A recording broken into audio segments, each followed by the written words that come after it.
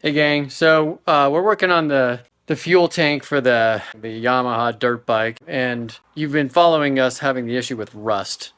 I think we got the rust fixed in theory, but the other thing we've been dealing with is this petcock valve that goes on the bottom of the tank.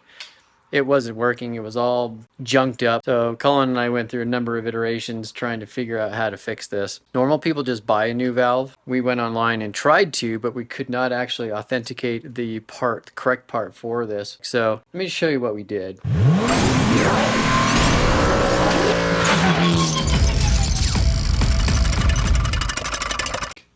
All right, so what happened is, I'll pull this out of here again and show you, but the way this valve is designed, there is this nut basically seals this body to this little pipe that comes out of the bottom of the tank. Problem was that there's a little seal in here, looks like this, and it goes behind the face of this selector that goes from on down here to off, and the upside is reserve. As you can see, I turn it on to reserve and there's water pouring out of there because we have a tank full of water. Problem was that little seal was no good, and actually this petcock valve there's two lines. There's a line for reserve and there's a line for on. The on one is actually still clogged up, and I'll show you in a minute why we're not going to bother fixing that, because it's actually the reason these tanks even rust in the first place in the bottom and rust up these valves is because people leave them on, never use the amount that's in the bottom of the tank that is activated by, that is accessible by the reserve. So we're just going to use reserve when we're running the bike all the time, and then off. So what we did is we put this little valve, or this new little seal in there. We got it from this guy Ty down in Longmont, this crazy motorcycle boneyard. Off the hook. If you're doing anything with do-it-yourself motorcycle stuff and you need parts, definitely go check this guy out. I'll give you the part number for this particular seal in case you want to order it online. This is the actual seal part number. It's actually a Suzuki, genuine Suzuki part. After we actually replaced this little seal, and we had also gotten creative down here. What happened was this is really a cap. This nut will actually pull this entire cap out of this entire body. And what happened was I soaked this whole thing in carburetor cleaner, and I may have forgotten about it. And so what happened was the cap would no longer thread. It was too small, or the body became too wide. So we actually put JB Cold Weld in there. Went and bought some new cold weld. In fact, if you ever let this stuff sit around very long, you've got to replace it. The cold weld doesn't work. It gets hard and it doesn't actually get the right consistency. So anyway, we cold welded that, and we've de-rusted the tank. We've replaced the seal and the switch, the selector. We put two new O-rings in there for sealing this nut on both sides, to the tube and to the body. And I'll show you what those look like. They're just the typical air conditioning seals that you can get. These are easy to, you can buy a kit of these for $7 or $8 at O'Reilly's or wherever. All right, so this is the petcock valve I was just showing you. What's interesting about this is when you have this thing, the switch on down on, what that does is activates this big long tube. Ironically, if you look closely at this tube, it's all cracked anyway up the length. So it's designed to sit in the fuel tank so that it's going up into the bottom of the tank, and this long tube pierces. The tank's upside down, but you can visualize here.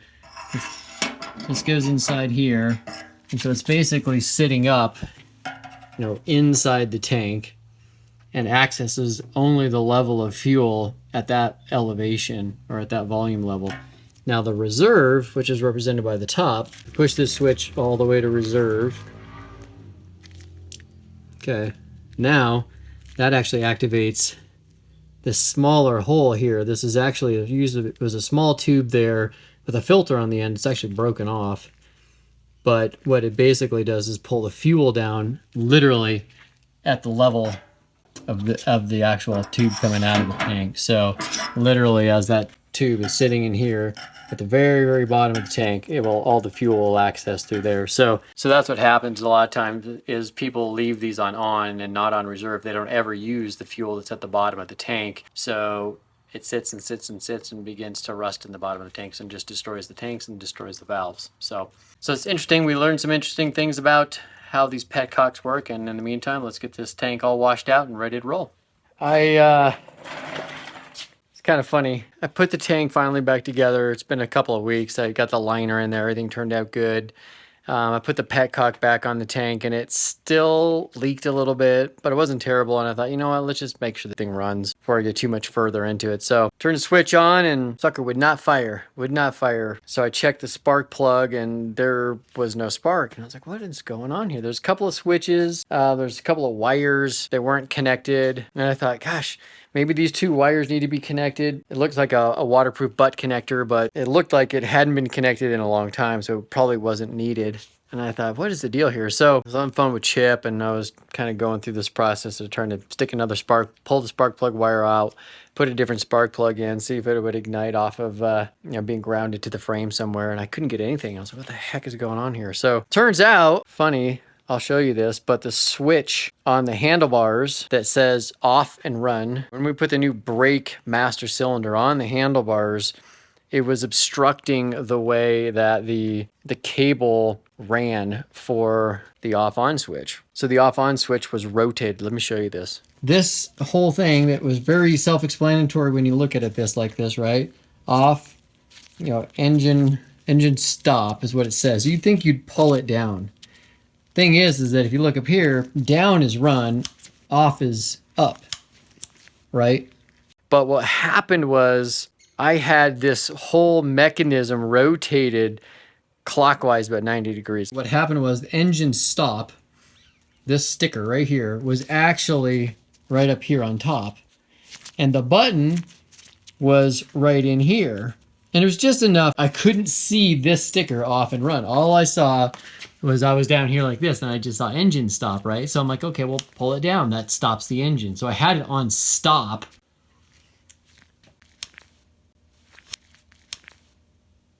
So we got it running, and, it actually runs pretty good, but it only run with the choke on. So Chip came over, and he was like, yeah, we're going to have to take out the carburetor and clean it out. So I helped him do this on the scooter. I'm attempting to do this on my own on the dirt bike. So I've taken it out. I've literally, I took the air box out of here. I took the little oil injection reservoir that sits here. So here's the air box, right? So I could get the carburetor out. In order to get that out, I actually had to take off the, this is the reservoir that holds all of the oil that gets injected into the carburetor. It's one of those systems where you don't actually have to mix the oil with the fuel. It mixes it for you automatically, which is really nice. So I was able to pull the carburetor out from here. This thing's a mess. I'll clean all this up too while I have it out. So now we're going to attempt to clean out this carburetor. Again, like I said, I've never done this before by myself. Oh, and I wanted to show you the float. It comes out at the top. This is kind of cool. This slide and this float. I'll have to make sure I clean this really well.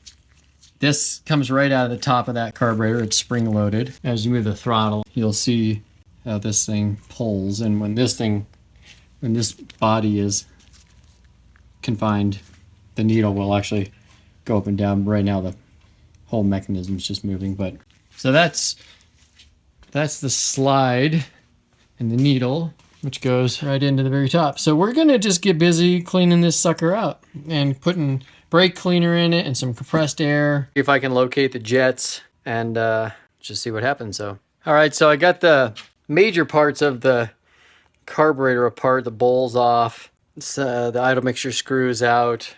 So I have a feeling that's not supposed to be that gross. Just some brake cleaner. Ew, yeah. That's nasty. I might just actually soak that in carburetor cleaner while I look at the rest of this. I'll have to pull that main jet out, clean and blow this stuff out, and probably pull the choke off. And because if there's any kind of that crap that's in there, it's definitely not going to run like that. So let's get a little our little chem dip out to dip this guy in and let that soak for a little while. Too many engines around here. There we go. Stuff is old. Worked pretty good. I'm always cleaning. Okay, so I have to say, I think I did a pretty good job for my first time cleaning out a carburetor. So, obviously, the main unit, I took out everything. There's the main jet. There's a smaller jet. I can't remember what that's called.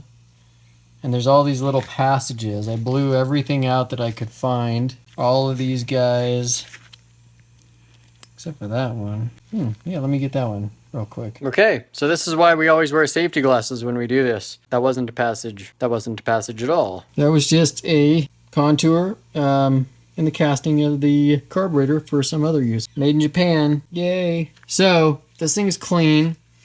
The bowl, I chose not to soak it in here.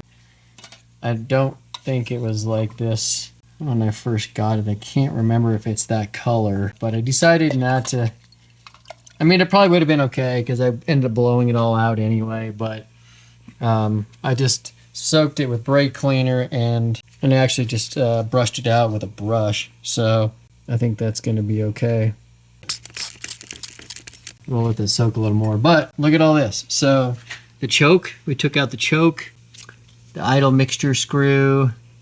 This is the bowl drain bolt, that little jet, and the big main jet.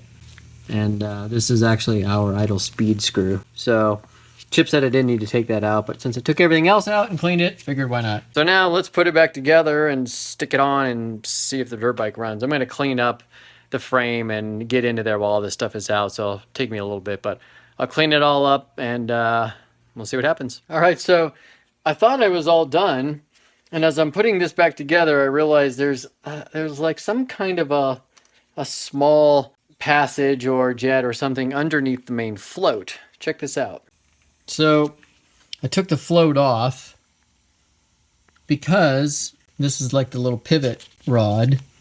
Goes right in through there, or there like this, and then through these two carriages, these two main pins here. But look at that, there's like a jet of some kind there. It's really tiny, and we were having problems with the choke, only